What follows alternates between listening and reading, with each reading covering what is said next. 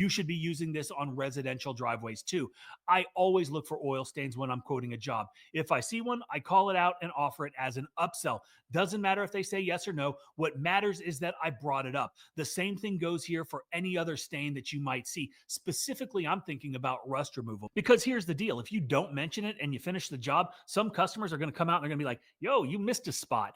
And this is where it takes being a smart business person, a good salesperson, and somebody that doesn't want to run into situations where the customers aren't happy, because the reality is you didn't miss a spot. You cleaned the driveway and that's what you quoted. That's what they're paying for. But perception and expectations outweigh what's in your head. And that's why we have to communicate. That's why we need to have terms and conditions or a customer contract in place that outline all of these things. Because even if you clean the driveway perfectly, all the organics are gone, all the surface dirt and pollutants have been washed away, and there's a big, ugly oil stain. In the customer's mind, you didn't do your job. Unless, of course, you spoke to them prior to the work being done. You said, hey, we're going to clean all this up, but the oil stain is something completely different. It takes a different chemical, a different process. It takes a longer amount of time, and here's the price for that. Now, by doing that, you've covered yourself and you've set yourself up for the upsell.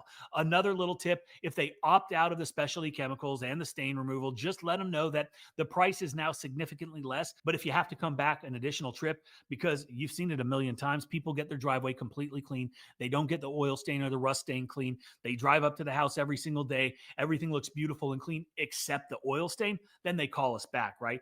We have to go back an extra trip, extra time, extra setup, and that's going to cost extra for the customer. So a lot of the time, people just pull the trigger and do it while you're there. It saves them some money, it makes you some money, and that's what we want. You're improving what they have, sometimes drastically, but you're not erasing history. You don't have a magic wand. You have the proper tools, though. You've got the knowledge, you've got the chemicals to do the best that you can do.